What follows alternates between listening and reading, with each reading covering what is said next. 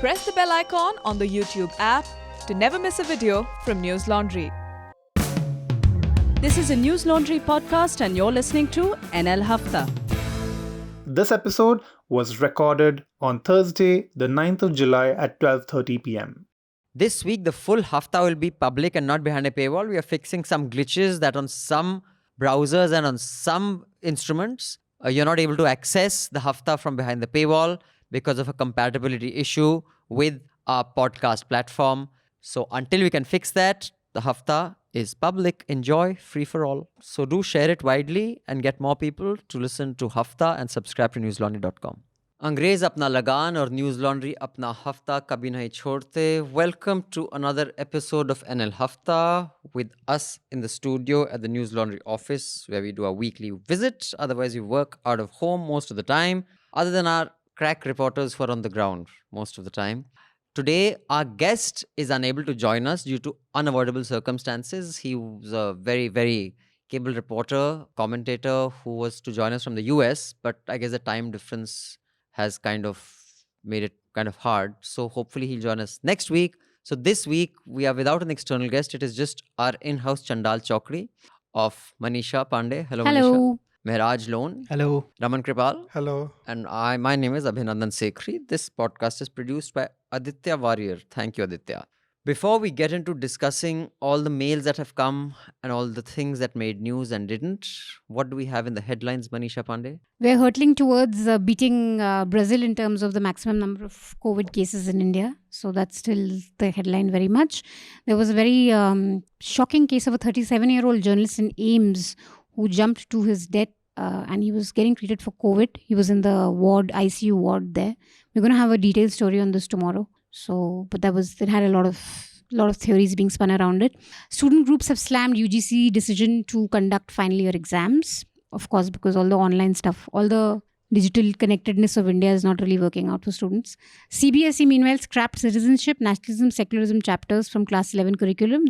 I think this was made to lessen the burden of the syllabus, right? Just so that yeah. I mean, it's something that apparently was to be done for a long time, but I think the choice of what they have scrapped is interesting. But we can discuss that in some detail. Yeah. 8 policemen were murdered in Kanpur by gangster Vikas Dubey, who's just been arrested this morning in Ujjain. This really captured a lot of imagination and everyone. I think there's a Netflix series waiting to be done on this. 3 suspended and 3 held. DIG, STF, Anand Deo transferred. All 68 cops of Chaubepur station were removed. This is the same case. They say this is the police station under which the jurisdiction of Mr. Dubey's hideout or home was, and clearly someone from this police station had leaked the information that they're going to arrest him. And when this entire team was going to arrest him, from all around the homes and stuff, people fired and killed 8 policemen. There's been some sort of a de-escalation. Chinese and Indian troops have stepped back in the Galwan Valley and Hot Springs. Pangong is still contentious, and I think we'll see movement on some of that this weekend, apparently. Meanwhile, PM Modi visited Ladakh in a sudden move, as our news anchors told us. He met injured soldiers at the Galwan clash. He gave a speech, and there was a lot that was made out of that. DGCI warns of black marketeering of COVID-19 drug remdesivir. That's already happening, I think. Yeah, in fact, there's shortages all over the place, but apparently Cipla is coming up with a very low cost, same drug with a different name. And they had already said we'll price it under 5,000. Yeah. Mumbai has allowed COVID-19 testing for all, no doctor's prescription needed. I think that's great. And that's also true for Haryana, by the way. I don't know if it's true for Delhi, but I think they should start giving home kits. I think they should just develop a way in which you can just test at home, like no, test they have diabetes. In Delhi, they have started antigen tests. Yeah. But otherwise, the situation I'm not even sure they have the technology of being able to do this at home. I think you need a lab. They should figure out. I mean, for if you can test pregnancy at home. Yes, you don't need any. Yeah, antigen you can do in 20 minutes, half an hour. I think that's the only way to contain the pandemic. My 2 cents on that. WHO has acknowledged emerging evidence of airborne COVID-19 transmission, but didn't we already know that? In fact, I saw the interview on the BBC of the doctor who is the lead signatory of this entire letter to WHO. Meanwhile, the US is still going on against anti-masks. There's still a huge anti-mask movement getting there. In fact, Tucker Carlson also said that it's completely unscientific. We don't need to wear masks. Anyway, door-to-door COVID-19 testing begins in Guwahati. After a spike in cases. They had a pretty intense lockdown also this week. USA says foreign students must leave US if classes go online. This is a move that's going to affect a lot of international students, including a lot of Indians. Harvard University and MIT are going to sue the Department of Homeland Security. That which is also being talked about quite a bit. Scindia gave a really interesting speech where he, Interesting. Very safe use of words. where he was Gave trying to do a Modi, I think. I don't know what he and- was trying to do with his face contorting. He's looking like a little Muppet, man. Yeah, Really. it was priceless to see the expressions of Shivraj Singh Chauhan on the stage. Well, I just kept He noticing must him. be trying to put some sense of BJP into it. Now. Pata nahi, but But I mean, there you put more. But in your Sanjay Pressure Jha on your interview, he facial said कि वो बहुत expressions. liberal hai, he will not be able to change. And so I guess this is the only way he can fit in, by doing some histrionics. pata nahi, we let Because he the can't do od- the Sadhvi Pragya, so he'll do well, the... we don't know. In India, liberal is a very flexible category. I Haan. mean, it's like everybody is a liberal. Government is given 1 month to ensure permanent commission for women in army. That's great. BJP workers were shot dead by terrorists in JNK. I think this was a worker, his brother and his father. Sheikh Wasim is being yeah. described as a BJP leader, at least in our news. Is he a He was leader? the Magazine. district chief of the BJP Oh, in okay. Banipur. Then he's definitely a leader. This was really, just terrible news coming out of the valley Well, every I day. mean, leader in the sense, I mean, There's not as much long presence as, of the party. As there long as he anyway. has a government Designation. provided car and a He couple had of policemen. security, 8, Haan, I think. he- And despite that, He needs that. I mean, everybody. There was this thing when the last elections happened. Basically, the whole idea of becoming a candidate is that you'll get 3-4 gadis. You'll get a lot of policemen Security. to escort you around. So yeah, That's good go enough. join. Mm. Brazil's President Bolsonaro tested positive for COVID-19. We should thank him really for making all other populist leaders like Modi look nice, because he's really like nutty. He's different league. He's a different league. In fact, even Trump while he was also. I would say Trump also. But he took off his mask, while he was talking to the reporters to say, "See, I'm looking fine. I'm fine." Like, dude, man. He's mad. Hmm. US formally withdraws from WHO. Although whether this really makes any difference or not we'll know next year, because the US can't decommit or uncommit the money or the participation in whatever the WHO is doing until the next round, which will only happen middle of next year. That's next fall. By then, if Biden is president and he has said that he's going to get back in the WHO, then basically nothing has happened. But I would also like to talk about one thing about this letter that was written by several commentators, intellectuals, including Chomsky and J.K. Rowling, Against cancel culture. about cancel culture. And I mean, this is something that a lot of articles I've read about. So I would just like to know the panel's view, and maybe our subscribers can write in and share their views on it, because it's something I think that really needs discussion, because I don't think there's any black and white. I do think it is a generational challenge. It is not so much an ideological thing. But yeah, we could maybe just discuss that briefly. So thank you. Also, we shall start discussions with Mr. Scindia's speech, which the audio doesn't quite do justice to it if you see You it have to without watch the it expressions. to believe it. A couple of announcements. One is, do subscribe to News Laundry. Go to newslaundry.com and pay to keep news free, because when the public pays, the public is served. Today it was the turn of the Uttarakhand, No. Chhattisgarh. Chhattisgarh Chief Minister to put front page. a full page ad. 3 full page ad. But there's also, I think, Nishank is kahan ka hai? हाँ Uttarakhand. Uska bhi quarter उसका page भी है, ad hai. उसका भी. So there's a quarter page ad of, Manisha Pandey's Chief Minister. There's a full page ad Of Chhattisgarh. of Chhattisgarh Chief Minister. For a change, there was no ad of my Chief Minister, because otherwise his ad is also prominently there. So if you've been reading the newspapers lately, you'll see who's been making sure that the newspapers and channels do not run out of money. Mr. Gehlot's ad of how well he's handled the Corona COVID Mahamari in Rajasthan it just comes on channels every 1 hour. So in case you're wondering what is making the channel's revenue churn, just see the newspapers and channels and you know who's making sure that they have money. And after that, if you still whine about paid news and media does not do this, media does not do that, then keep complaining. Be that Sadiyal auntie ji, ਮੈਨੂੰ ਤੇ ਪਤਾ ਨਹੀਂ ਬਦਹਜਮੀ ਹੁੰਦੀ ਰਹਿੰਦੀ, ਮੈਂ ਬਸ ਰਾਜਮਾ ਖਾਇਆ ਤੇ ਲੱਡੂ ਖਾਏ ਤੇ ਇੱਕ ਖਾਇਆ, ਮੈਂ ਵਾਕ ਤੇ ਕਰਦੀ ਨਹੀਂ, ਲੇਕਿਨ ਬੜੀ ਮੇਰੀ ਤਬੀਅਤ ਖਰਾਬ ਹੈ। तो होएगी तबीयत खराब ना, आप गंद खाओ, एक्सरसाइज मत करो, फिर दुनिया को कोसो, है ना? What is Trivendra Singh Rawat advertising? I want to know. I don't know, he's the most photogenic of the lot, I will say that. Chhattisgarh. But for what is he advertising himself? What has he done? Who Some reads it, man? achievements, like I read Chhattisgarh CM, he was claiming that we collected more GST during the COVID Oh time. yeah, even this is about GST. I think how Uttarakhand has done so well in collections. Of all And that. then we sold more Maruti cars. Really? Ah, That's more what they're this thing, advertising. So and then another thing that they are doing, that 3,000 hectare of area, for Atmanirbhar industries. So all those industries which are working in China.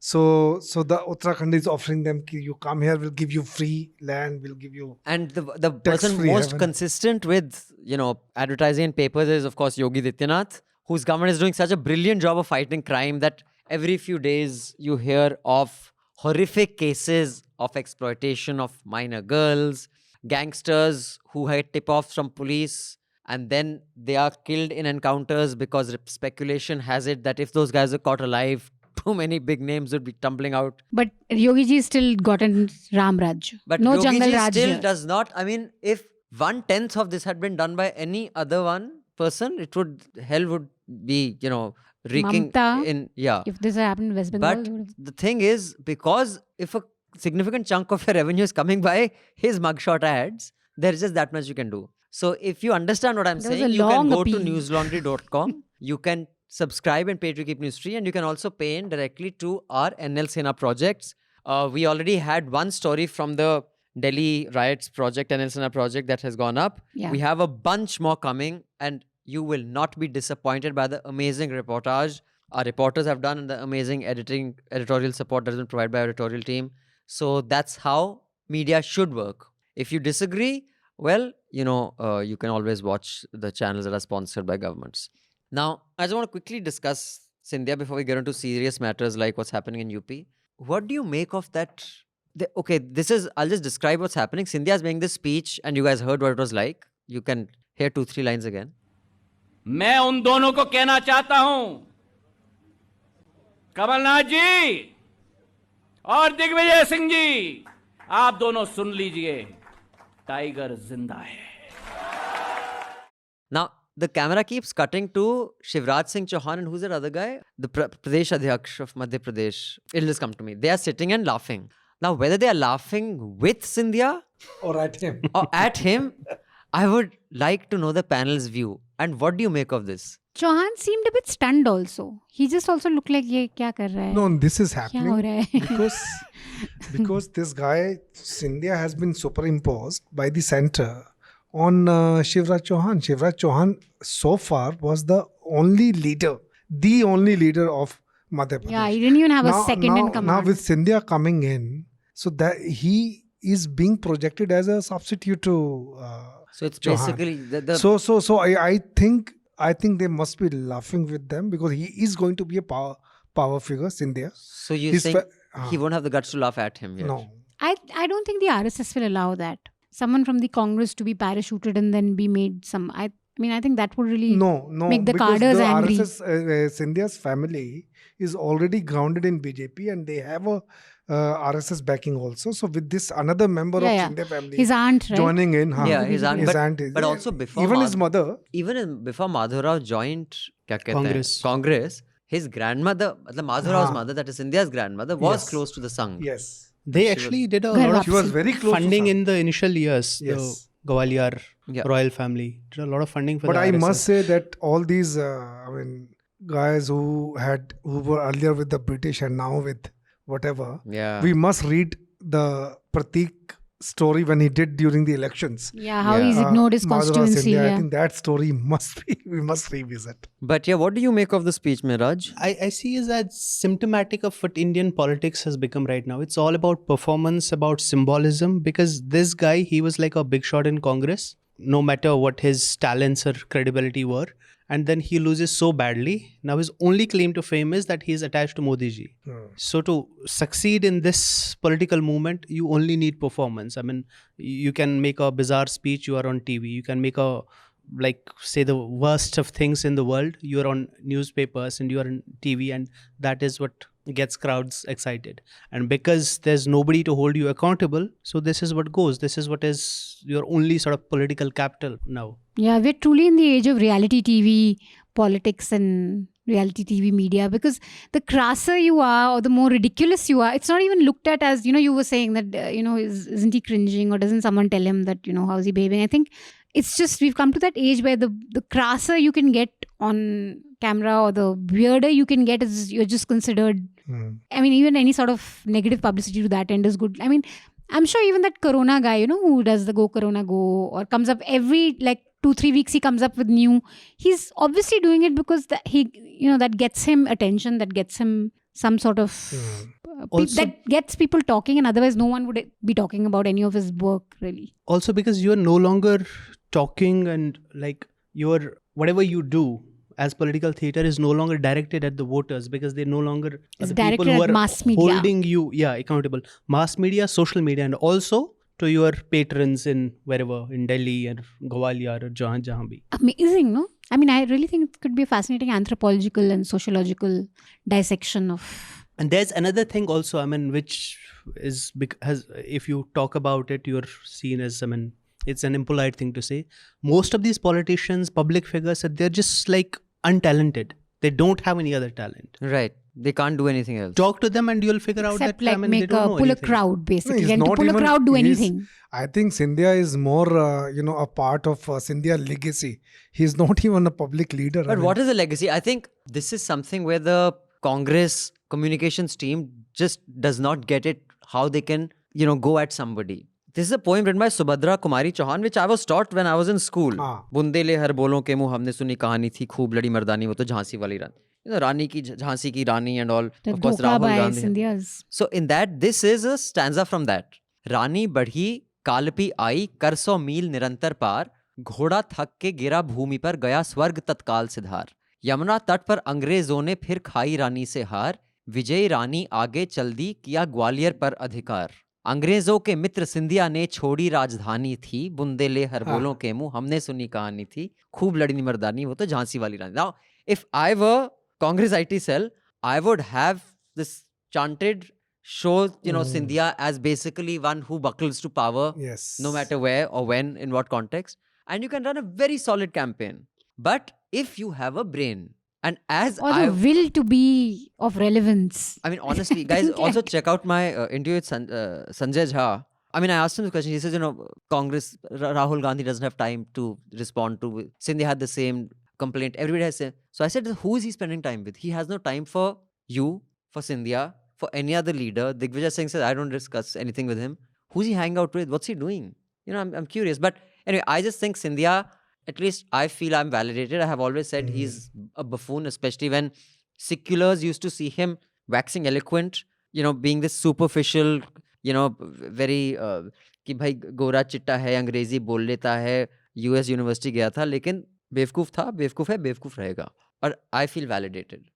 Yeah. And this is across this is one of the reasons they couldn't contest in Gwalior ever, right? Because it is still, I mean, there people still regard them as guys who betrayed India. I mean, the cause of India. Well, he still takes his his royal status very seriously, and for all his father, They you still shouldn't do talk- those ceremonies.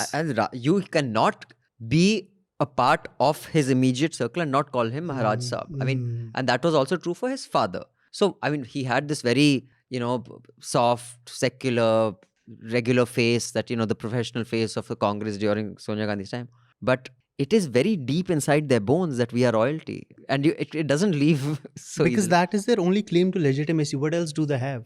They're still trading on it, right? It would be interesting to see how Shivraj Singh Chauhan plays this because now, Modi is such a big leader that nobody can even think of challenging him. But if you guys remember in 2014, when Modi was jostling to be the first among equals, Chauhan was his only serious competitor. And Chauhan had said some things that, I don't project myself like others do. And so I'm sure Modi hasn't forgotten that. So Amit Shah's cutting Chauhan down to size. With the center blessing, see, Scindia has already come at par with Shivraj Chauhan.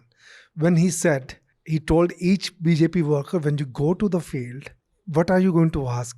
What is the choice between for the voters? The choice between Shivraj Chauhan and Scindia on the one side. So he's already at par with Shivraj Chauhan. They're both of us versus and Rahul and this is a very clever way of, so he's already in one shot, he has come at Chauhan's level. So the way he has projected himself and nobody opposed that.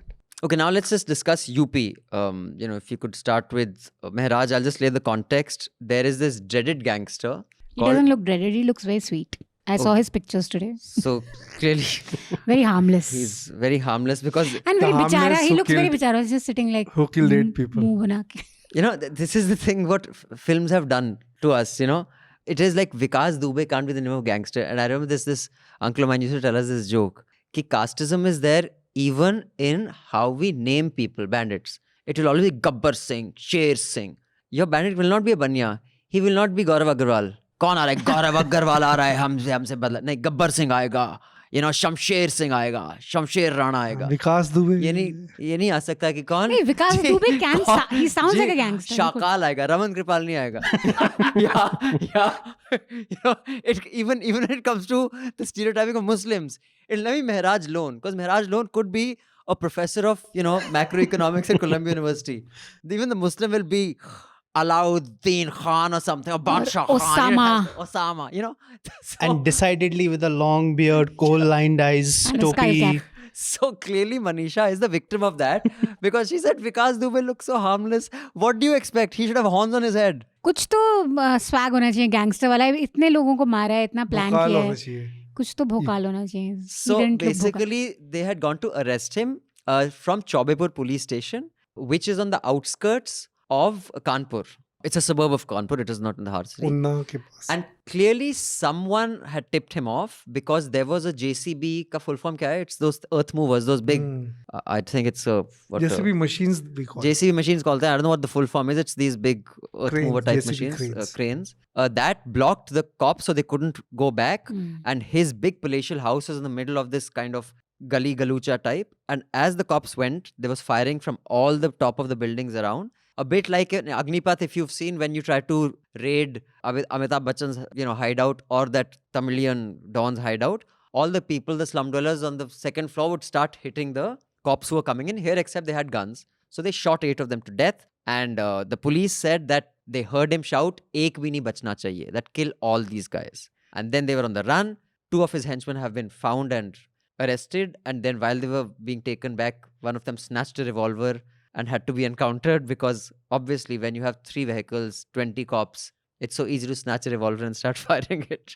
There's also an old case of this guy. He had killed, allegedly killed a BJP leader inside a police station. Yeah, that's Oh, because wow, of it. Correct. really? That's Yes. in a police station. That is, yeah. And then he was still let out. Yes. So who's patronizing him? Samajwadi Party? He has won elections also, by the way. Council level elections he has fought. He has won from the jail. And there's a video of him where he names about 4-5 people across party lines, including BSP and SP, Okay. who he says, these are people who, he doesn't say that they're on the payroll. He had said कि हम उनकी help के लिए गए थे, वो हमसे बोले थे that we should all work together. Basically, he was saying that I'm with these guys. And this was across party lines, which includes, of course, SP, BSP. So that is the context. Do you think this is it's getting a lot of coverage, but do you think this will end up making Yogi look good or Yogi look bad? Nobody was asking Yogi any questions. I don't even think Yogi's in the picture. When you look at the reporting on it, it's just UP police kya kari thi, UP police ne kuch nahi kara. But no one's really asking questions of the Yogi administration. I wonder that is. I No. should check the paper. Oh, here's his Papers? ad. No, I think Yogi, when it comes to UP police and their nexus with the gangsters, Yogi is neutralized. I think even the chief ministers before Yogi, Couldn't do jack. the police always had they used to patronize these gangsters, and so I won't say that it was Yogi doing. So you had Mukhtar Ansari with the Samajwadi Party. He was with BSP also, Raja Yes. Bhaiya. So you look at the number of gangsters that UP had. I think the UP, when I was in Lucknow, worked for 2 years for Indian Express. I think there are so many gangsters, and these gangsters, they have to show some kind of bhokal. Bhokal kya hota hai, Barbara? Bhokal is basically like Swag. Mukhtar Ansari, swag. Gangster swag. Like he had Gangster 20 cars, 20 Scorpios. All 20 Scorpios had the same number plate, 786. 786. So He was doing an Amitabh Bachchan or Diwar. otherwise they will not have number plate at all. So that is how you will know that this guy has got bhokal. Achha. If there's a gadi which I doesn't don't have a follow number, rules, so I'm cool. Haan, if there's no number plate, then it is bhokal. He's a bhokali politician. So this is the culture over there of the gangsters, and so I think Dubey kind of people, they just keep coming up. I think there was Irrespective of the fact of this, I mean, whether you have he's Yogi or made- you have, SP. SP. Huh? So that's what I feel. In fact, there was a lot of people saying that because of people like Vikas Dubey, Yogi's encounter, Raj is the only way to get out of. No, that's what I have heard There's about at least supporters BSP. of encounter. In BSP under Mayawati's role, all these gangsters, they just go in the heading. Yeah, including Raja Actually, Bhaiya. UP was, everyone says that during her time, the law and order situation was Law and order situation perhaps always better than any that becomes we've better seen. when Mayawati, because she had faced so much. So I think the first thing that she does, the moment she comes into power, she just cuts off, their oxygen line. I think hers was the only time when Raja Bhaiya was on the defensive. Otherwise, no matter who comes in power, whether it's the SP or the BJP or the Congress, Raja Bhaiya's, she's the only one who could put him in jail. And she actually did. He's this guy who had a pond and skeletons were found in his pond. I'm sure you guys have read about him. But I will say that the first day when this Vikas Dubey thing happened, there was commentary around the caste angle of gangsters and police. Because he's a Dubey, there was a Tiwari, there was and this was actually shown very well in which police was it a film? Oh yaar, the Anubhav Sinha's film. What was it called? Article 15. Article 15. You remember that scene where the cop is going ki bhai ye log, you're an upper caste like us. So even if the upper castes rape a Dalit girl, you cannot file that case because the caste affinity is more than affinity to the constitutional law and order. And some commentary around this happened on the first day, but it very quickly vanished. I think that is a story that is worth exploring in UP. What is the caste of each of the cops who were on his payroll? Are any of them lower caste? Or all Dobias, Tiwaris, Pandes, It cuts across. Yes, you're So right. I think that is the angle which shows how UP is run by caste hierarchies, not by law and order. And not just the police, the bureaucracy, the judges, everyone. So this is the casting. Another thing is, this is an unfixable problem unless you see everywhere in the world, gangsterism has its roots in the socio-political dysfunction of the society. Often these people, they are benefactors in that area. The poor people depend on them. Nasimuddin Siddiqui. They have their own networks of patronage, networks of benefiting people who won't get anything from the state, who won't get anything from the formal networks. So that also works. Unless you fix those, you can't fix this problem. So whether it's Yogi or Mayawati or whoever it is, this problem is unfixable unless you address those things. Unless the person in your neighborhood doesn't get their due from the state, they'll turn to somebody else. This guy had connections with SP and BSP though, no? His wife fought on a BSP ticket, I think. Who? Vikas Dubey. That is how it works. You need political patronage, police networks, everything. That's how you become a gangster in the first place. Also, before we move on, there's one angle which I think is deeply worrying. And I think if we get some reports from there, we will know. It was alleged, and I'm not just talking about general Twitter trolls, a reporter from UP, that there were 2 women from his family who were picked up. His home was demolished. What is the law under which you can demolish a home? For example, if he's a gangster and that home has 8 people living in it, his daughter-in-law, his wife, some other kid, can you just demolish a home? I haven't seen any report what was the legality of his home being demolished. And that's not to say that one is batting for the guy, but there has to be some rule of law. Secondly, that his wife or daughter-in-law, 2 women were questioned or picked up. Under what charges? Now, the thing is that when you've done something as heinous as this guy's done, then everything is off. That you can do what the fuck you want. And that is deeply problematic. And I would like to see at least some more commentary on that by legacy media who have 10 reporters there, who can surround Shashi Tharoor's house when he's going for a drive. They should just send that.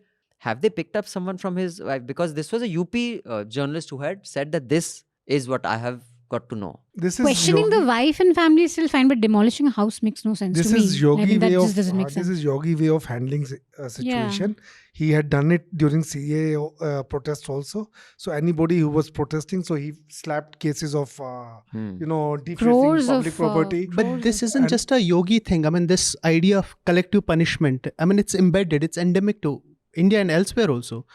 Anywhere somebody is picked up, even a petty criminal, they'll go to his home, beat up his father, his brother or somebody, ask him to surrender in the police station.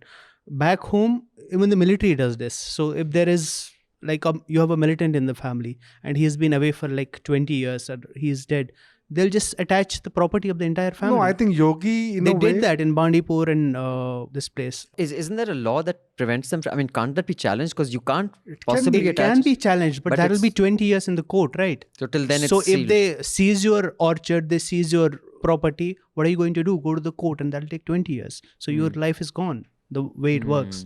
And the same thing, I mean, you have a militant son, you'll go beat up the father, you'll jail his brother, ask him to surrender, or a Yeah, stone that's- pelter even.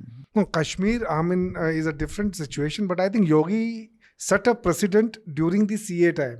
I mean, the way he handled the CA protesters when he slapped these cases of defacement. He's fining each one of them. So this is this institutionalizing a thing like this. I have seen it for the first time. No, it happened in Delhi also, right? We had the stories of the police Yeah. going and terrorizing those women even during the Correct. COVID time. I don't think in Delhi it has ever been institutionalized. It is coming from, say, Kejriwal or from Home Ministry. I mean, I have never No, seen it's not a something like political this. problem as such. It's a systemic problem. I'm And the not police saying only operates police- that way. the The police- no, state I- machinery I think in operates Delhi that they way. can't do it to the extent they do it in UP because Yes. it is Delhi and Yeah. it'll be Yes, reported. yes. But there are some cases where, yes, I think, they've picked up, like, for example, if something becomes high profile enough, they don't care whether they have evidence. Like the Ryan school child's death. They just picked up the conductor or the sweeper Yeah. because they were poor. And because it was such a heinous crime, they are sure that the media will not be too critical because the baying for blood of a person who could have killed a little child is way bigger than anyone wanting justice for a suspect. So, Same thing during the Nirbhaya after that horrific gang rape. They Right. went after their families. That's how Right. they located those people, right? right. No, but they did not torture them. Like, I mean, there UP are allegations they went Nah. this thing, but I mean, even if they would have slapped them, we would never even know. No, Exactly. no, so those things happen from the. What I am trying to say that Yogi has institutionalized them. I mean, like, But that is the SOP. this is his way of handling things. I mean, So demolish his house. So what you're saying is, बाप को पकड़ के what बिठा you're saying दो. is you don't have to get the go-ahead from the chief minister. That हाँ. is now the SOP. बस.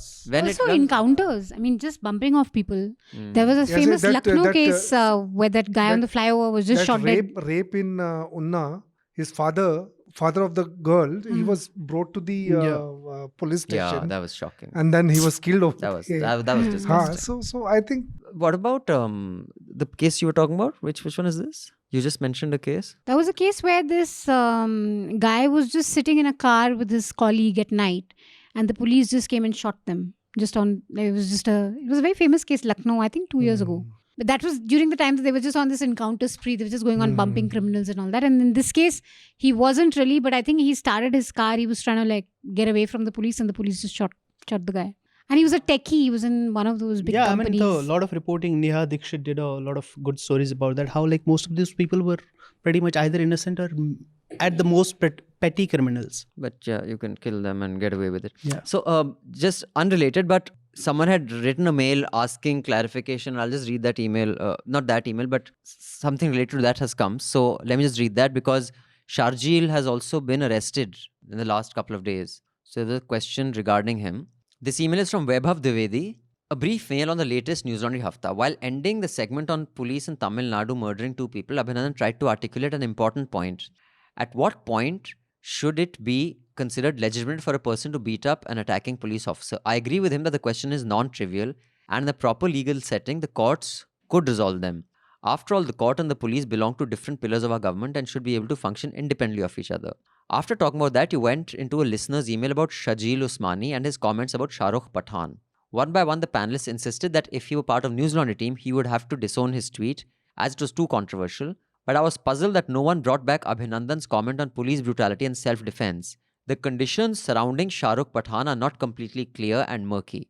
It happened in the middle of the riot, where, if you remember, the police were at best passively observing the violence and at worst actively facilitating. Would it be reasonable that for a defendant to expect some sympathy from the people in such a situation? I would not like to butt in with my thoughts on the matter, but I would like to know your views on the question presented. Yours, Vaibhav Dwivedi.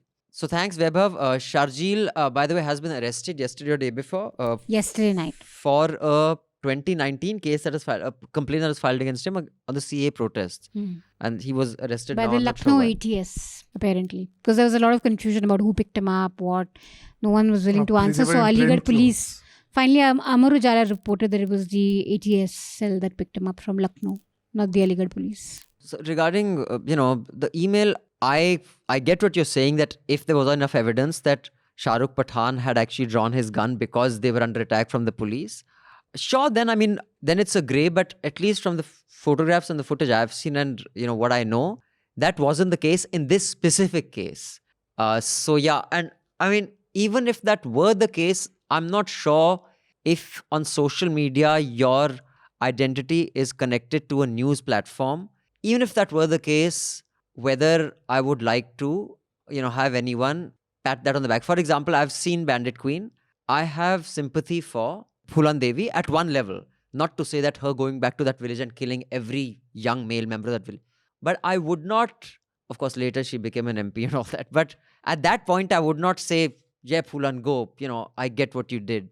Although you can empathize with her, I just think you got to be a little more careful on social media on stuff that has guns being drawn and, shots being fired and when their lives at stake. It's not a casual thing, that's all. And the operative thing is that if you're a journalist, so Sharjeel is an activist, he's most welcome to his views and, however, whatever they may be. But if you're a journalist, there's a certain amount of way in which you have to kind of balance your words, I think. You guys have a view? Also, I think you said it. We have to exercise the restraint as journalists. Also, I think there are two separate issues here. One is whether this person, Pathan Shahrukh, he committed violence or not commit violence, whether it was in self-defense or not self-defense. That is one issue. Another is whether violence should be glorified irrespective of for whatever reason it was committed, whether it was for self-defense or it was a rebellion or it was state violence. Should it be condoned or encouraged? But that's a separate issue. Merits and demerits, that's a different debate, but these are, I think, two different issues here. If I could just take one more mail before we get back to the discussion, and this is also related, and I love the clarity that Sridhar has given. This is Sridhar Periyasamy. Hello News 9 team, I'm a regular listener of Hafta and I noticed Abhinandan was asking whether we can beat police back if they beat you, and as an armchair lawyer, I would like to pitch in. Short answer to can I beat the police back? Short answer, yes, but they can get back at you, so it is advisable to not beat them back. Long answer. And this Sridhar has put hyperlinks, and also thanks Sridhar, you've really put an effort to this mail and I really appreciate that. Section 46 of Criminal Procedure Code says, if a police officer tries to lawfully arrest you, they can use all means to arrest you if you are resisting arrest, unquote. And Section 99 of the Indian Penal Code says, quote, a person doesn't have the right to self-defense against an action of a public servant as long as the act is done in good faith and it doesn't cause grievous hurt or death, unquote.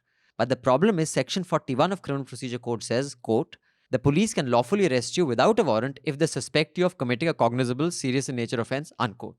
So at any instance, the police can cook up offences like criminal intimidation or attempt to murder, which are serious offences, and they can beat you saying you have resisted arrest. But don't lose hope, there is a light at the end of the tunnel. The Supreme Court is aware of the police atrocities and it has ordered the state government to set up a PCA, a Police Complaints Authority, which is supposed to be headed by a retired Supreme Court or High Court judge, and its sole purpose is to look into abuse of power by the police. A lot of states haven't set up PCA properly, but things are changing for the better. Respective high courts are questioning why the state governments haven't set up PCAs properly, and it is inevitable that states will fall in line since the public pressure is mounting.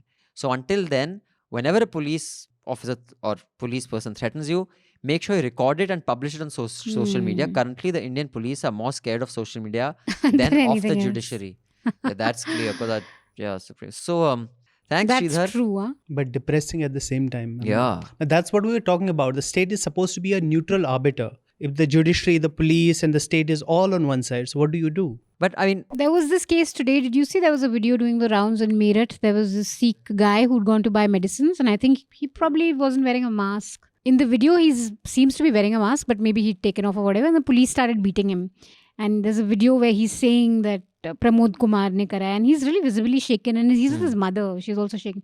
And there's a Sikh gentleman who's really nicely giving him a lecture ki aap bhakshak ban gaye ho, rakshak nahi ho. He's really giving it off to him, so I was like, that's nice. yeah, but Sridhar, I mean, in one sense, I guess you've answered my question, but this is if they are beating you and you don't want to get beaten. What about if they're beating you enough that it could kill you? Then you can't record it and play it later, na? So that is, at that level, what does one do is my question. You obviously hit back, yeah. I mean, then survival don't instincts say kick in. I mean, But you why will you have then then you don't have a case against. Then You have may to get actually saved at the time, prove. but then you'll be in.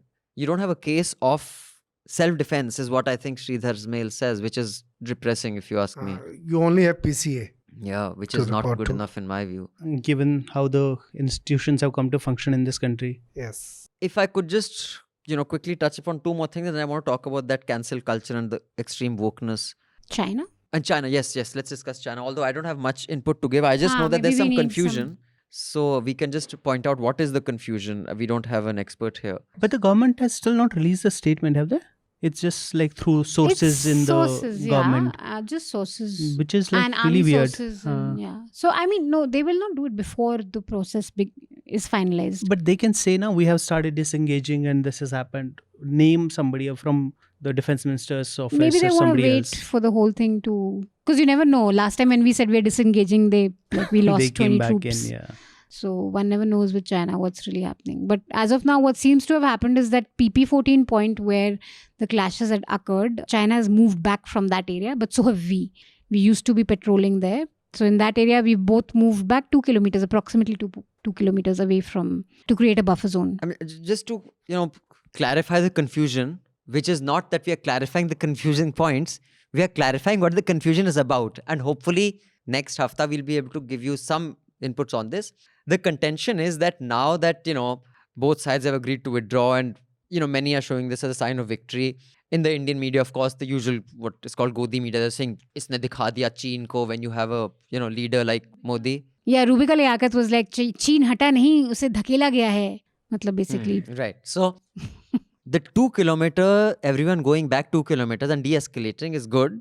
But Brahmachalani, who is a fairly neutral observer, and you can't accuse him of being close to one or the other because often he has said things that are very complimentary to, the BJP as well, is that the point that we have retreated from, both parties, we have gone back from where we were earlier. So it's like we were at point X for the last several years. The Chinese came there, contested point X, a conflict was created, then said, okay, let's de-escalate, everybody move back 2 kilometers. So Chinese have gone back to where they were. But we have not gone back to where we were. We have gone 2 kilometers further back from where we were. So we have retreated from our earlier position. But the one spin is, no, that's not true. That was not a permanent camp anyway. We used to only patrol there. Now we can't patrol there. So now that, we'll clarify on. But that is, whether you want to see it as a victory or not, depends on what spin you want to believe. Yeah. And at Pengongsu, where it's clearly our territory, there's still Chinese presence. They've moved back some of their troops. They've reduced a bit of their presence, but it's still there in large numbers. So that is still a very, very contentious point. And Dipsang also. Yeah. Dipsang Plains. So on social media, some people have this sort of a crude but rather accurate analogy for what has happened. So a neighbor has come into your house. He has thrown you out. And then after he has occupied the house, he has said, okay, let's settle the matter. Now that I have this house, so you come and stand at the doorway. Right. So the matter is sorted. Yeah. So that's that. So hopefully we'll get to some clarity next time. Now, the CBSE course here. In case you guys are wondering, the fact that the course needs to be shortened is not a new development. It is something that has been discussed, debated for the longest time, that it's too big a course. If the exam has to be taken, you have to reduce the course. So just to be clear, it is not out of the blue that the government has said CBSE ka course, chalo ye hata do. The question is, isko chota karna hai course, lekin kya hatana chahiye? So I will quote from news report. To rationalize its syllabus in view of the pandemic, the Central Board of Secondary Education on Tuesday completely deleted chapters on federalism, citizenship, nationalism and secularism from the political science curriculum of class 11 for the academic year 2021. Apart from these subsections, including why do we need local governments and growth of local governments in India, have also been removed from the curriculum. The deletions were made on the directions of the HRD Ministry, which asked the CBSE to reduce the syllabus for classes 9 to 12 by 30% to make up for the academic loss caused by the pandemic. So, like I said, it is not that suddenly the thought of this. Ever since this pandemic hit, कि भाई ये छोटा करो course और 30% छोटा करना है. Now, if any of you remember civics, what would you remove? I'm just asking. I don't remember actually one should also see at what, what did they reinstate? Was there something more important? I think they than... have reinstated the work of a government, how the legislature works, how the how parliament functions, the executive functions. I matlab- think judiciary they have kept. I don't see much politics in it because they have removed nationalism, which is the agenda of the present But government. then way nationalism was taught in school is not this completely nationalism. different. Yeah, It's very different. It's very different. Maybe they took out just soft philosophical chapters out.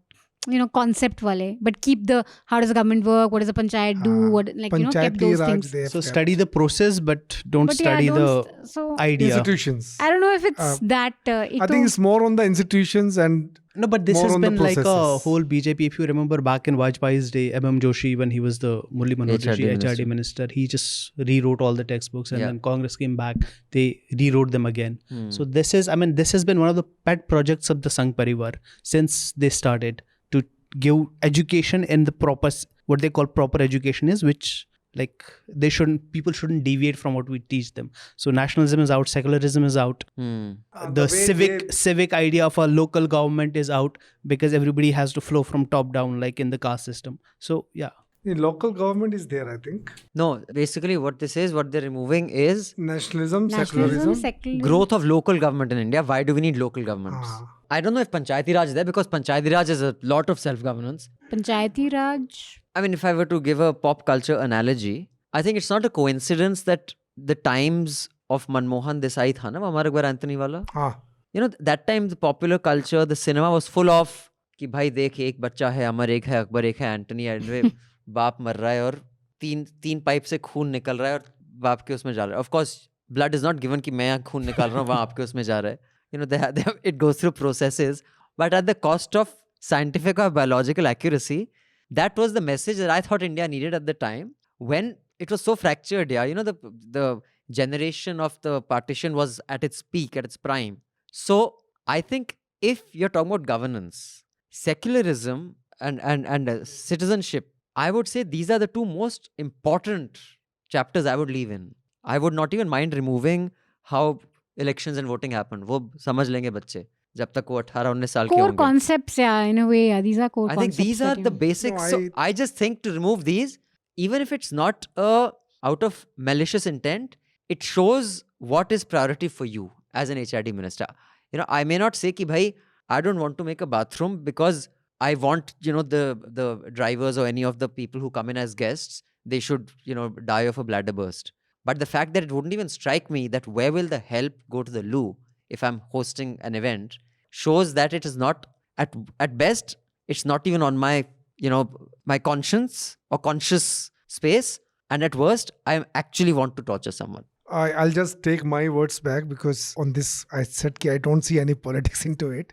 But now I really feel, I know it for a fact that RSS has made lots of inroads into the HRD ministry because that was their first target. When in 2014 when the government came, and I know it for a fact that RSS, Rajya Sabha TV, the media. So these are the areas they have not picked up Ministry of Environment. They have picked up the education HRD. Yeah, because so I take my word back. There could be a because RSS concept of nationalism is very different from the chapter on nationalism which CBSE describes. So maybe they're going to come up with a new chapter on the new way of nationalism. So there could be a possibility. And secularism and citizenship, they're like two things that are very anathema to them. And also, if you remember in Vajpayee's time, the most capable ministers, like most qualified, you could say, was M.M. Joshi and I think Jaswant Singh. And Jaswant Singh was, because he couldn't be made finance minister, he hadn't won an election, so it would look bad. So he was made foreign minister on Vajpayee's insistence. And this Joshi was particularly given HRD because he had to do these changes. Yeah. But there's one thing to this though, which the minister clarified, that these topics, these chapters would be excluded to the extent that no questions in the board exams would come out of these chapters, but they would still be taught. Okay. No, but the way Indian system works is only what is relevant to the exam is taught. He said that we will still be discussing. And also, it is not necessary that the minister himself has said. See how these things He work. would have a committee. I'm sure the minister is not deciding कि मैं civics से Bureaucratic निकालूं. processes work is minister ने बोल दिया just remove some of the stuff, and bureaucrats, because they're more loyal, because they're always looking out for what the bosses want and they know they're against these things, so they remove those things. Anyway, do write in and tell us what you think on each of these. Civics was so boring anyway. I hated it, all of it. My only favorite part was preamble. I really liked Because it was so just the short. preamble. I did political It was science. nice. You did. So this email is from Pratyay Chaudhary. Pratyay says, I'm writing this mail in reference to Hafta 282. Certain comments that were made in the Hafta as to what has prompted China to flex its muscle amid a global pandemic made a compelling case for me to share my views on this.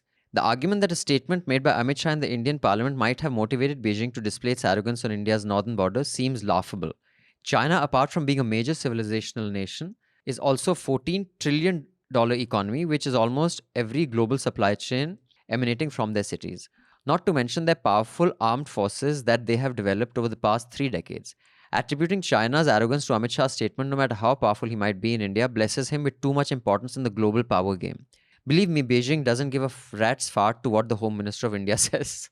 The fact is, what India is witnessing today is the physical manifestation of the power differential that has grown several fold between Delhi and Beijing over the past 3 decades. China was just biding its time and waiting for a chance to show the world what it is capable of. The growing warmth between Delhi and Washington has just added fuel to fire.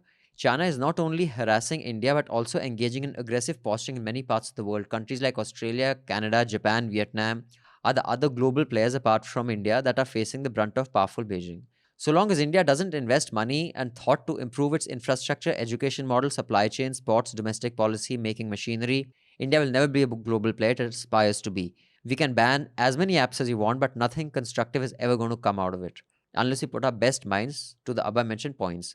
As usual, NL content is awesome. To understand Mehraj Ji's view on caste, I have now personally started reading Dalit literature available starting with Ambedkar's Annihilation of Caste. Wow, Oh, wow. wonderful. Manisha Ji's nuisance is fun to watch. I sometimes wonder how much effort goes into making those crisp videos with authentic content and dark humor. Keep up the good work. Regards. Very well articulated, Pratyay, and I don't think I disagree with you. I mean, more and more I'm coming to this thing of thinking that I think China's game is much bigger than Yes. what India. anyone, It makes what they sense. say. So Yeah. No, just one but, point. But I mean, I just want to say one thing, that why is Manisha ji and Mehraj ji and I'm only Abhinandan? You're like Nehru. Everyone calls Nehru. Indira ji, Vajpayee Modi ji, ji. Modi ji. Thank you for making me feel better. just Manisha. one quick point. I mean, see, when people say that Amit Shah said this and China reacted, it's not like they give Amit Shah importance. These are pretexts that states use. Amit Shah said that, now we'll do this and we'll say he said this, that's why we are reacting. So these are pretexts, like back in the day, Ho Chi Minh said this, so we'll do this. Saddam Hussein said this like 10 years ago, so we'll go and bomb him. So about your nuisance, how much effort goes into A making lot. it? It's really costing us our sanity and our happiness, which is why I'll take a break. You have to After watch 100 all episodes. this.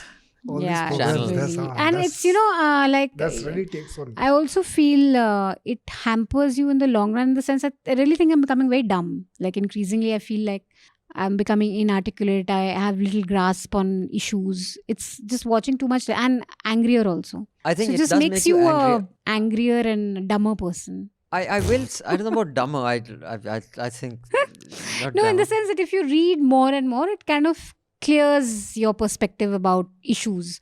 If you watch more and more TV, it's just a thing that just sucks you in, but you don't come out of it any smarter. I mean, I'll give you an example. Back when I used to write Gustakhi Maaf and Grade in Tamasha, which was this political satire, it was a daily show. So every day I had to write, 3 gags. And at least 2 of them had to be in English, Hindi, both. So you can't possibly read so much news that you can say, okay, this is what I'll satirize. Because by 7 in the morning, I had to have told them by the evening before, I had to have told them that the gag will be about these characters, because they had to line up the voiceover artists for the next day. And the next morning, I'd write the actual script. But I had to commit who the characters would be the evening before. So, which meant I used to watch a lot of TV news. Because that's the only way you can cover 8 stories in 40 minutes. I can't read 8 stories detailed in 40 minutes. And because satire was on one of the biggest stories, so I'd be watching a lot of TV news. And those of us in small screen, you guys weren't there, would remember I was always on edge. I would be really stressed all the time. So I was always on a hair trigger when I was conducting myself in office. And when I stopped watching TV news, when I stopped writing that show, I didn't have to watch it every day because I didn't have to churn out a script by 11:30 every morning. I just stopped watching television news. It actually impacted my mood. significant. Yeah, definitely. You feel, and you were still watching television when it was still worth watching. What? Now, when you watch also, when you like, for example, if you're watching something on Indochina, you don't come out of it any smart. Like you actually don't know what's happened. So then you have to go back to like an article in Business Standard, article in Express to understand ki hua kya. And of course, you also feel very hopeless and dejected. So yeah, it's just a downward spiral. So we need to set up a Manisha Trust. Manisha fund for her morale. Manisha Morale Booster Fund. She's really batting Manisha for that Morale break of hers. Booster Fund. She's been talking about MBBF. She may not be MBBS, but she's MBBF. So we would collect an MBBF so that after 100 episodes, we can send her for a really kick-ass holiday so she can rejuvenate and come back. My God. Can I give you a list of places I want to go? You can give the audience a एक list. Greece not में me. Island है बहुत अच्छा. अच्छा, तो पहले आप ना NL सेना के लिए आप एक कर वो दो कि- आनंदा स्पाई छोटा सा हमारे ही देश में है. ऋषिकेश में. So I have one more mail from Ankit Gupta. We have a lot of mails this time. By the bro, Rohit Vishal Pandey, your email is 884 words, but you have also made a diagram. It is a Wow. circle of political issues in utopia, circle of political issues in 2020 India. Wow, I want to read this. And there it's a it is. pretty. So I think we should publish this mail. So Aditya, our producer, will ensure that this mail is published because reading almost 900 words would take up more than 10 minutes. But you've spoken about, of course, you've said nice things about us. So thank you so much for your subscription. Thank you for writing, Rohit. Really appreciate it. But you don't always agree with us. And also, Which is good. even when you had to cut down expenses, you did not stop NL subscription. So I'm really, That's really proud of you. Thank you. I wish there were more news consumers like you who understand the value of paying for news. So he has said, I've observed that discussion centrism always crop up every second or third hafta. So I'm putting an honest effort to settle it once and for all with the help of a simple diagram. Thanks. So this email is going to go up with the diagram. We'll just embellish it a bit so we can make our graphic artists put them to some work to make it look a little nicer. I'm really keen on reading this. It's in front of me, but I'll read it nicely because this is something that interests me. And I love these. I love how so many of our subscribers just go into such minute, informative analysis on so many things. I It's think really very valuable. It's really And, valuable. I mean, we were talking about the whole Jyotiraditya Sindha, the cost, and Modi ji and everything. One of our subscribers, Raj Shekhar Sen, wrote this amazing article which we published last week yeah. about why basically, I mean, it's depressing in a way if you are like anti-BJP, why Modi is going to keep on winning and why TV is going to be the way it is for Yeah. a long time. Okay. Truly. And actually, we should actually do an NL Sana project maybe next elections. Or we should have an arm. Like, these pollsters, See Voter and all. Everyone's talking about popularity polls, like how the Prime Minister is the most popular and, COVID has just not impacted his, popularity. I'd really like to know the news sources.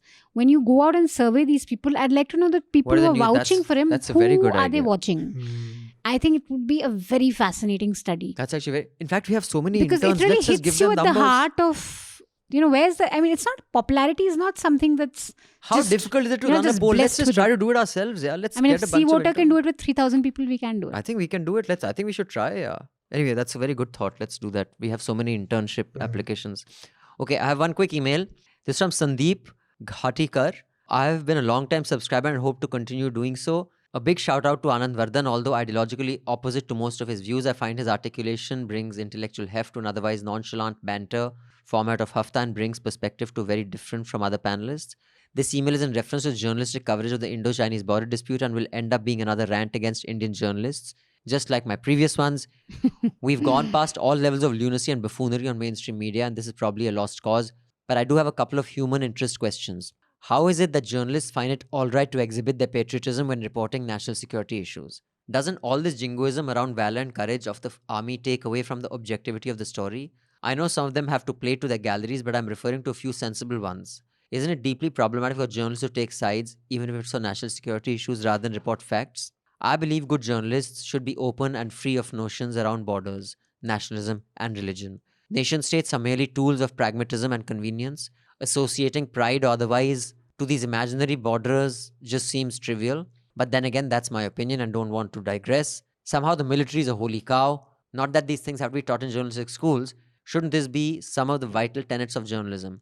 It's bothersome to see these journalists with zero conception of constitutional democracy overlook human rights abuses but find every opportunity up their sleeve to exhibit patriotism. Would love to hear the panel's thoughts. Sandeep Ghatikar. It's a very evolved view. And I think, I mean, no journalist would, even the most liberal or most left of center journalist would not articulate such a view.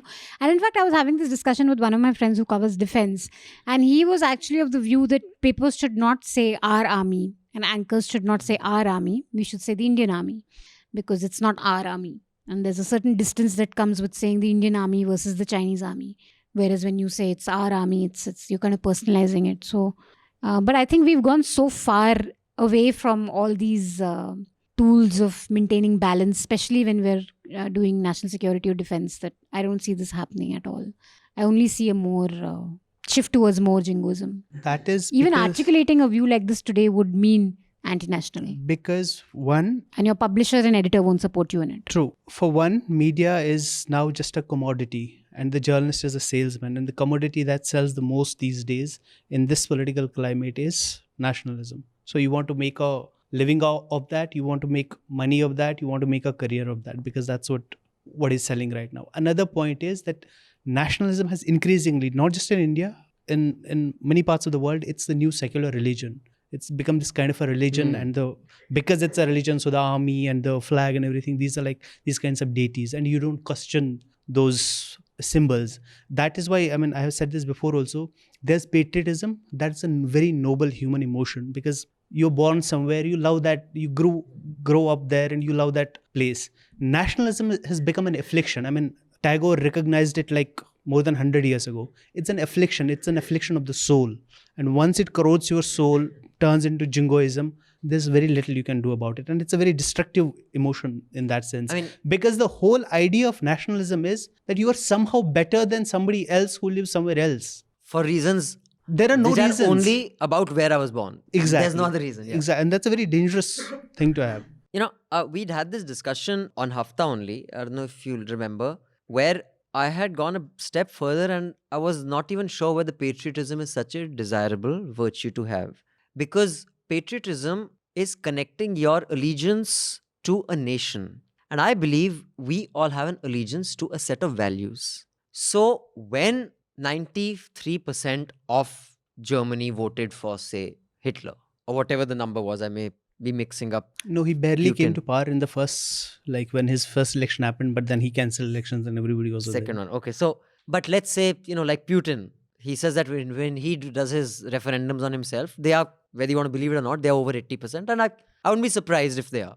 Then what is your nation? Is your nation the basic overwhelming value system that your people, quote unquote, have chosen? Then is that value system your value system? If that value system is not your value system, what are you patriotic to? If it's not the borders, if it's not the government, and in a case where the overwhelming majority believes one thing, it's not even the national conscience, then what is that emotion towards? Which is why I think over time, I'm not saying today or tomorrow, but I think the next phase of what we will be true to is values and not even nations. How you may want to describe a nation, whether it's a government, whether it's its people, or whether it's its boundary. So I don't think we're there yet. patriotism in that sense, I mean, historically, it hasn't been linked to, in the sense it's now, like, for example, you are an Indian, so you're patriotic Indian. So it's been very limited in that sense. I mean, it's a village, it's a town, it's a city at the most. And that has historically served a very important purpose, because without that, it would have been very difficult to build communities back in the day, right? Sure. Because there was very little to hold people together. But now we have in that time. Facebook. Now, yeah, I mean, it's still good. I mean, I come from a place, I grew up in a village. I love that village and I would want it to be better. I mean, if there is some problems there, you would want to improve that.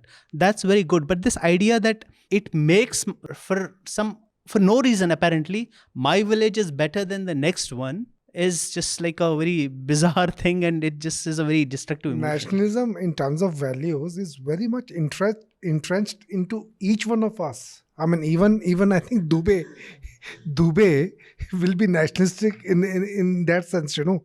Like, for example, I mean, there's a team from UP, maybe he will cheer for the Uttar Pradesh or will cheer for India. I mean, these feelings come very naturally. Even This is a Dawood value. Ibrahim was a very famous India backer during my matches. I remember that Ah, Indian Dawood, flag used to be yes, there. yes. And when we had to show him on television, you had to mosaic out the Indian flag. Yes. Because you couldn't show him as patriotic. Because when India and Pakistan would be playing, he'd have the Indian flag in front of him. And that, you couldn't use that image. So we had to mosaic that out. Also, I mean, we have to remember this territorial nationalism is very recent in history. I mean, not more than 100, 150 years old. Earlier, it was your nation was your people. Usually, sometimes religious. If you were a Hindu, you were one nation. If you were a Muslim, you were another nation. This territorial nationalism is very recent in that sense. But yeah, I mean, humans have evolved through different phases. But in India, at this moment, it's like become very destructive, the way it's being used. Now, Ankit has written a mail. He said you don't have to include the name or the full email, but just a small reply. So he doesn't not want his name to be included. He said you don't have to read out my full mail. So basically, you give a few suggestions, timestamp on videos and podcasts. We'll be doing that. We'll have all that forward, backward, start off where you left off kind of thing. That'll be there on the website. We may sold up in an interview, start a specific fortnightly series. I can tell you on this, I was just discussing with Manisha actually. I like to do my interviews live because when I do interviews, I gauge the mood a lot by body language. I am a really close observer of, whether a person is getting defensive or aggressive. So I actually feel quite powerless when I'm doing interviews on Zoom. So I'd like to start more interviews. I've done Digvijay Singh, I'm doing Sanjay, I'll do a few more, but those interviews I'd like to do when we can meet people in person. He says, please call Professor Faizan Mustafa on Hafta or arrange an interview with Meghnad. He says that our Hindi content should get more priority than it is getting right now. So editors, I don't know how we can do that. Maybe give it more time on the slider or whatever the case may be. He says there's a lot of very good content. People will pay for it. And timestamps, of course. And he really liked the interview series of old Newstrack journalists who covered Kashmir. Yeah, I think that was with Alpana Madhu did. So yeah, thank you. Sorry for the long list of suggestions. No, yeah, your suggestions are welcome. All right, now, so I'd just like to discuss this letter which J.K. Rowling and 150 public figures wrote over free speech. And I'll just tell you some of the names who have signed off on that letter. Noam Chomsky, Gloria Steinem, Gary Kasparov, Malcolm Gladwell. Gloria Steinem also. Yeah, I don't know who else. There was some, yeah. Nell Irvin, I don't know who that is, who wrote The History of White People, and a few other people. Now, what the letter says is that, I'm reading from the BBC website, just quote, the free exchange of information ideas, the lifeblood of a liberal society is daily becoming more constrained, unquote. Quote, we uphold the values of robust and even caustic counter-speech from all quarters. But it is now all too common to hear calls for swift and severe retribution in response to perceived transgressions of speech and thought, unquote. Now, this also comes at the back of J.K. Rowling has said some things that only a woman who's biologically a woman should be called a woman. I still couldn't understand the whole controversy, what exactly J.K. Rowling said and what. But I think she was saying that being a woman is a biological construct and you cannot take it out. Yes. So, which is similar to what I had said in Awful and Awesome, and I had been corrected by many writers, and I understood what they're saying, except that they didn't say, now we will not listen to Abhinandan Sekhri and we are cancelling our subscription. They said, this is why you don't understand few things and this is what you should understand. And many of those things have changed my mind. Some things I still disagree with. But basically, I want to use this letter to talk about something that I read recently about. I wasn't aware of it, although this has been discussed for the last year and a half. Have you guys heard of safetyism? So safetyism is this concept which millennials ke muh mad rahe hain, ye concept, but I don't think it's so much a millennial issue as it is maybe a post-millennial issue. That anything that I find uncomfortable or that kind of makes me angry or upset, and now the word that is in vogue is trigger, that triggers me, should not be said around me. Or that will be considered either an assault on basic values or a toxic work environment, or if someone talks like that, that person should not be entertained in any conversation. And, what I read says that this goes against basic liberal principles. That liberal principles is all about exchanging ideas and the better idea emerges. So these post-millennials are actually, while they claim to be liberals, their value system is exactly counter to liberalism, that anything that compromises my safety of my mind cannot be uttered. So walk on eggshells around me, which is an antithesis to liberalism.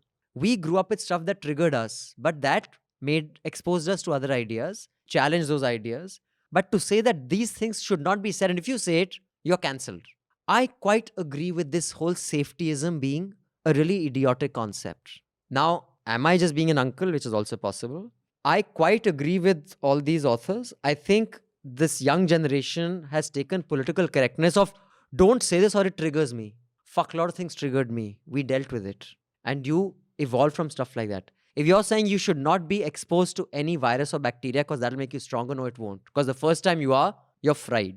I think ideas are like that. They're like virus. They're as toxic. They're like bacteria. Some are good, some are bad. Like curd, the ones in our stomach that helps us digest food. Some make us fall ill.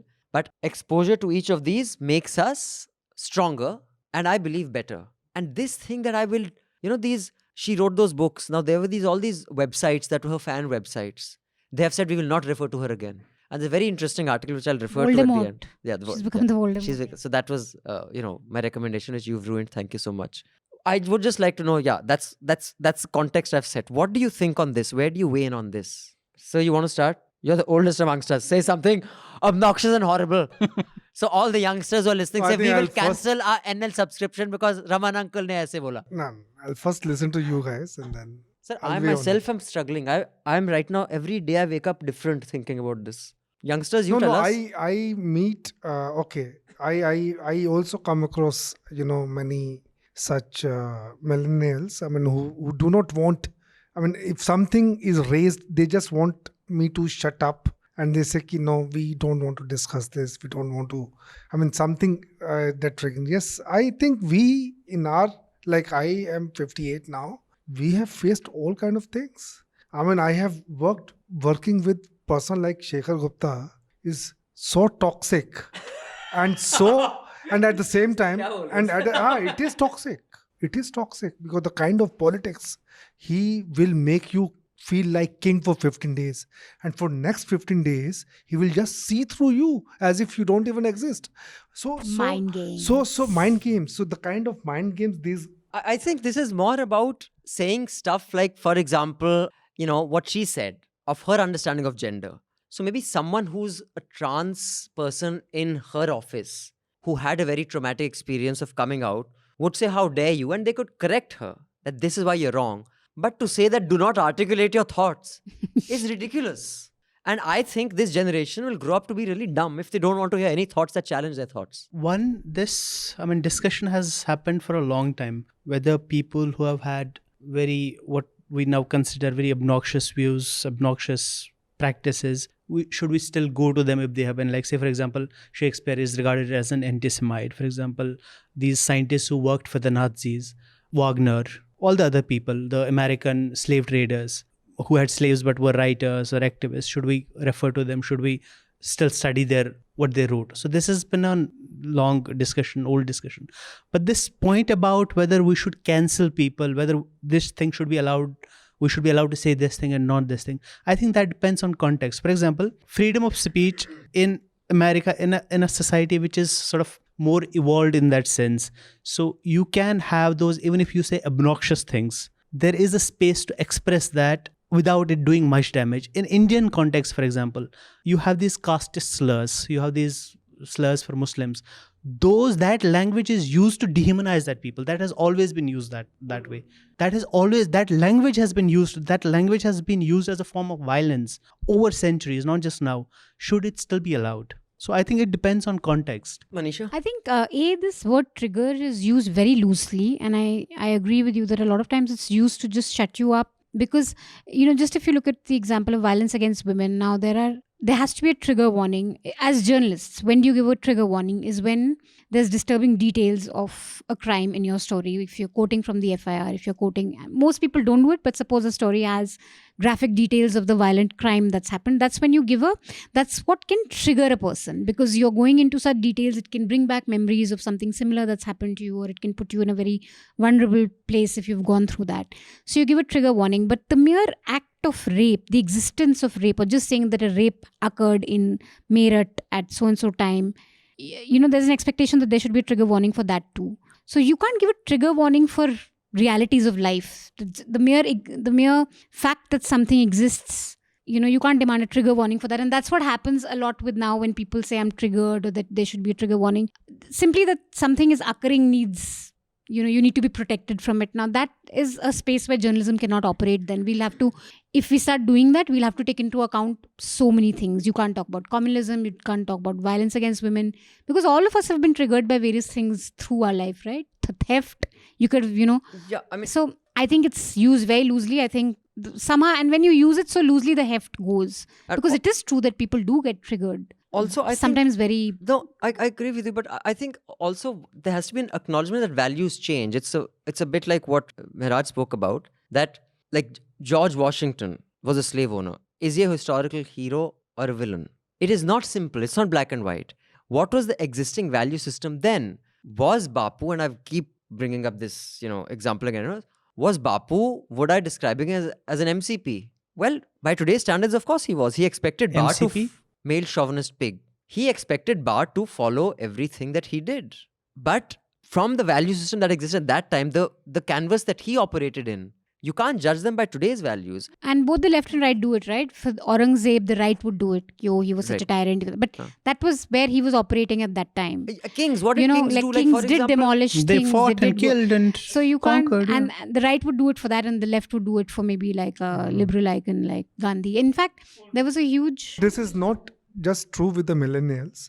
Now I can recall, even with the editors that I've worked with, say there's one editor, if you just do good story, but which is anti-market, which is not. Oh, so that's which an is- ideological thing. Then no, that guy will just kill you. I mean, we did a beautiful story on Apollo How dare you Hospital. challenge the wisdom of On the the markets? Apollo Hospital, and it was carried on the front page. Hmm. Apollo Hospital, I was Metro editor at that time, and I had given this story to a reporter, and it was a beautiful story that how with 1 rupee they got a land for a rupee. 1 rupee, yeah. For a rupee. So long time back, it was done in 90s. So and the kind of operations they have and the kind of money they have made over a period. And they're of time. supposed to keep beds And for poor, I they don't. got such a tongue lashing. I mean, how dare you? So I mean, what I'm trying to say that such grown-up editors in our time, I mean, they will just not. I will not pick up any anti-market story. I'll stop. I think I know who you're talking about. Yes. That But I think is I think the also danger on of that I mean, it Yeah. creates this self-censorship that Another story I remember. Again, the Malik used to be the army chief. Malik. VP Malik. VP Malik. So those days, 90s, I think it was 95. Late 90s, Kargil war around. 95, 96.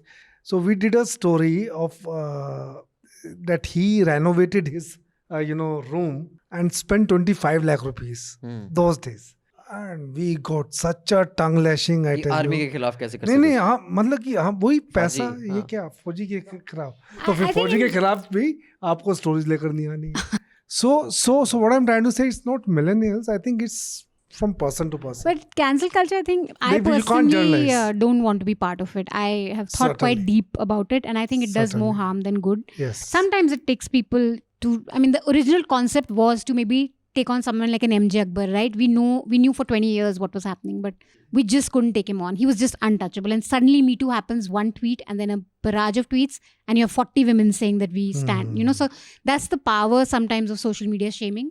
But too often, I think there's just too much negativity around it. Like the Utsav case where this young comic, he wasn't even a comic, he was just some Random bloke who assistant worked with writer. AIB, lost job, lost all whatever little social capital he had over just a tweet. And you find out 1.5 years later that tweet wasn't even, I mean, those allegations Accurate. were very dubious. But a young boy like that just loses his any sort of standing. So I think, and the principal problem I think is that when you're in cancel culture, the idea is not to make a person understand your point of view or to get them to agree to what you're saying. It's just to attack their very being. I mean, Or their I'll social say the capital. social media behavior is one aspect, which is not exactly what I would, want to articulate about right now. But I mean, I that's a problem. But the problem I want to identify, and so what you said is people are dogmatic. That's individual. I have a market dogma, I have a communism dogma, I have this dogma. I'm talking about a trend which has become big enough for it to be called a value system of a generation. The sensitive, what did you Yes, call this it? whole Safetyism. safetyism. So that is very different from an individual person's dogma about a particular ideology, whether it's a market ideology or it's a religious ideology. On that, the basic acknowledgement that values change over time, value systems change over time, especially people who basically are on your side of the conservative liberal spectrum. They're closer to you. In that space, I think this overwokeness, and it's a bit connected to this email which Dheeraj has written. He says, before you read, please give me the context, blah, blah, blah. After you read the mail, give me some more nuance. Recently, I was talking to friends on our own ways of ingrained racism, the Kalus, Motu, Nafisi, Chinky, and the latest is snowflakes, as if gender and color ones were not enough. When pointing out these are slurs to my friends, I got the most Indian reply. Arre yaar, why do you want to stretch this? He, she did not mean that, and at the end, let's talk about something else. That is, let's brush it under the carpet, like it doesn't exist. I felt the same when I heard Abhinandan saying that I don't want my kids and nephews to read papers today. Don't know how it will affect their minds. Like you, I'm also hostel boy, me in the 90s, you probably in your 80s. Actually, not sure if you're presuming here. But current affairs, reading Frontline, Outlook and Week India Today, that was my favorite pastime. And all that was the base of the formation of my worldview. Kids today have to read, have to see, and have to make up their minds on how they see these things. The post-millennials like Greta and Emma Gonzalez are having the spine to do the things your generation of mine are more happy to forget. The point is, don't teach younger generation that are what our parents taught us. Let's just brush the inconvenient things under the carpet. Let the kids see everything and decide for themselves at the end of the day if they blame millennials, Gen X, Gen Y, baby boomers for all the rot and for doing nothing. Let's have the spine to accept it. Dheeraj. So Dheeraj, well, I don't entirely disagree with you. Maybe it is best that they read the paper. I don't have a problem with them reading, information, but just the gory details that I don't remember in newspapers when I was reading them are included in papers today. So that... But they will find their own way to handle it. I don't know. I mean, yeah, maybe Dheeraj is right, but... But sometimes I also have a fatalistic view towards this cancel culture, in the sense that maybe this is a pendulum swing. That for so long, the oppressors had so much sway and could get away with so much, that now there's, it's the other way where they could just lose everything that they had for maybe no fault of theirs, for something like a... So maybe it's an inevitability also of just being oppressed for so long. Doesn't make it better, I guess, the world. But for so long, you can say that in the existential sense of civilizations. Yeah, that's... But from an individual's reaction, my suffering of 20 years is as much as your suffering of 20 years. No? Like, for example, like my sister had children out of wedlock at a time when it was... when she was pregnant, and I'm talking about first cousins and all, didn't know whether to say sorry or congratulations. When she said, Mithu's pregnant. Oh, there was this confused look. Kya bole? I'm sorry, or should I say, oh, congratulations? But I don't expect her to say, someone mentions marriage, I'm triggered. Like, fuck you, then you fucking deal with it, man. You made choices. What I'm saying is that now everybody who at that time said, my aunts and uncles, I may hate them for bigotry, because I think that's a human value that was settled way before marriage and childbirth was. But on that, I will not cancel them. I understand where they come from. I understand where my grandmother comes from, For my grandmother, it was like, she said, kya matlab bachcha ho raha hai? Matlab kad shaadi kad hui isdi? Maine kaha, nahi hui hai. Te ke ho raha? She could not even fucking comprehend what the fuck was happening. But I won't say, oh, you're cancelled, Dadima. From now on, you shall not talk. I mean, I just think context is key. Context. And safetyism is intelligent thought that does not understand the ether of context, which is why it dumbs everything down, in my view. Also, it isn't always oppressed and oppressor binary. I mean, because privileges are overlapping. I mean, usually the people, when it starts, these things, when they started, these were like white liberals who started these things. So they aren't underprivileged in that sense. They aren't oppressed in that sense. Other people take it, I mean, then it becomes a different discussion. It's true. Actually, most of the time, it's like, even in the Indian context, a lot of it is the same caste and same social standing who would go against someone else of the same caste and social standing for a view. It's not always exactly. oppressed. There's a lot of literature on this, There's especially also from politics the on this, subaltern literature. For example, feminism in India. Feminism in India is mostly driven by upper caste women. Right. So when they are saying we want to be, the idea is that we want to be equal to men, right? So when you're saying only that, we want to be equal to men, but how can you be equal to men if the men themselves are not equal? So when you're saying I want to be equal to men, do you want to be equal to the Brahmin man or the Dalit man? Right, true. So those things are... Yeah, so I think it's a lot more complicated, and I think safetyism is trying to simplify things that are not simple. That's the problem, in my view. And actually, Gloria Steinem, you saw the series Mrs. America, where No. they basically are talking about the whole era. It was recommended. So to me. it totally deals with this, the idea of a radical feminist, a centrist feminist, a feminist trying to make compromises, and how that works in a movement. It actually explores this really well. You should watch it. Right. On that note, I know Manisha wanted to talk about cricket, so I will let her finish No, on that. I didn't want to talk about cricket. Okay, then she doesn't. I'll give that as my recommendation. Okay, let's take that as a recommendation.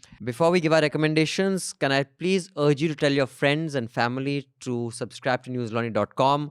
We are gaining subscribers, but we are still about 2,500 away from the magic figure where we break even. And the moment we get to that, it'll be amazing because we will be probably the first news outfit to have managed to create a sustainable model purely by subscribers. So I really hope you guys spread the word, contribute to NL Sena. Also, we have a gift subscription project or a kind of program. So if you're a student who can't afford the subscription, do fill in that form that is there on social media. We tweet it out every day for the gift subscription. And there are many gift subscribers who are sponsoring anything from 2 to 3 to even 30 student subscriptions every month. So you will get your student subscription. Thank you for those of you who are contributing to NL Sena. Those of you who aren't, if you can afford to, please do. We would like to do this NL Sena story, which is the long wait for home. It is about these homes that are supposed to be delivered, but after the economic collapse caused by COVID, it's gone into a freeze and people's life savings now in limbo. Will these homes be completed or not? On that note, can I please ask everybody for their recommendations? My recommendation I'll give quickly since we were just talking about it is Michael Holding. He's a cricketer and a commentator. He used to play for the West Indies team. I really didn't know much about him till today because I don't watch any. He was one of the greats. Great ballers. Okay. I don't watch any cricket at all, so I didn't know. But he had this really powerful message before the Test series between West Indies and England. It was aired yesterday, where he talks about Black Lives Matters and he talks about education, about how everything that you're taught in school was geared to tell you how the black man is evil and how the white man is great. And I think it's a really moving watch. And I think so many parallels in India also. If you look at the education system, what were we ever taught about caste in school? Nothing. I grew up thinking it was a benign division of labor, and then some bad things creeped into it. That is what we were taught. It was actually a good concept, but वो थोड़ी सी गलती हो गई बीच में कहीं people took it too seriously. We were never really told the horrors of caste system when we grew up. Right. Two pieces. One is what I was talking about, Raj Sekhar Sen's piece, The Curious Case of the Prime Minister Who is Never Wrong. Yeah, it's Mr. very nice. Modi ji. It's worth a read. And the other is what I was talking about, like in the context of feminism and Brahmanism. So there's this amazing piece by, it's an old one, Anu Ramdas. It's called Feminism is Brahmanism. Okay. Thank you, sir. 3 of our stories. One by Ayush on the Delhi riots. These 3 are deep dive stories, and I think this Delhi riots, we are going to do many more. Yes. So please look forward to those stories. And the second story is by Akanksha. We did a story on the journalists, how the Yogi government is handling, them filing It's a very FIRs. good story. Very good story by Akanksha. Very well researched. And then the third story is by Revati on Telangana, which I think is going to be It's gone up. published. It'll go up, yeah. It will just get published. It's about our KCR, how he's handling the COVID King KCR. and the reporters who are reporting on COVID. Really, really scary what they're doing. very They just, scary. because, this is Modi 2.0. Ah. Obsessed with image and everything Yes. can go to hell. Yeah. We've heard a lot about KCR in the And past. then and these 3 stories, and there's a biographical TV series on Trotsky. Acha. So at Netflix. So you may not believe in anarchism, but it's a good serial. One should watch. My recommendation, which Manisha killed halfway through, is from The Atlantic, How J.K. Rowling Became Voldemort. I think it's a more nuanced look at this whole safetyism. It hasn't used the word safetyism, but I think it's a good write-up by Helen Lewis. Again, I don't entirely agree with exactly how everything that's been articulated, but I think it's a good read. I think it would inform you more than take away anything. And the second thing is that I had recommended this to everyone at News Laundry. And you also said, I'll judge you if you don't. I'll judge you if you don't. And I'll take your homework in the next meeting. in my view, NPR Planet Money has the most interesting economics takes. It's simple. It makes things interesting. It simplifies often complex problems and issues. So they're coming up with an economic summer school. So I told everybody you have to listen to all the summer school podcasts. And I heard the first podcast today. And I'm glad they started it like that because it'll get the millennials at least to listen to it. They've started with dating. That how this lady took dating as an economic problem and how she resolved it using the principle of economics. So I think it's something that maybe younger people would identify with. So maybe that it could get them started on economics. So do check it out. So until the next time, write into us at contact@newslaundry.com. I repeat, contact@newslaundry.com with your suggestions, with your criticism and your inputs. And for any abuse, you can leave it on Mehraj, Raman and Manisha's Twitter timelines. Not mine, because I rarely use Twitter. Oh, okay, you can Manisha. also leave it on mine. So this week we leave you with this song. Enjoy your week.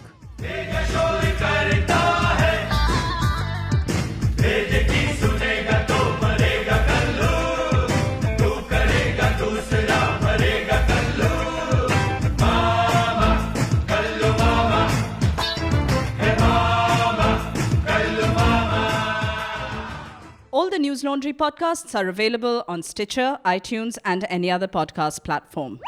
Please subscribe to News Laundry. Help us keep news independent.